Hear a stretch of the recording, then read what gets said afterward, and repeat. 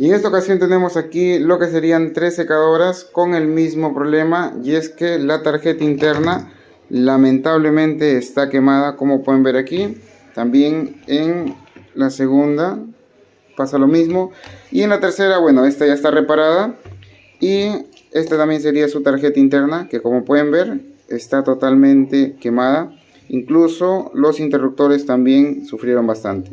En este caso ya está enchufada esta secadora y la vamos a probar en 3, 2, 1 y...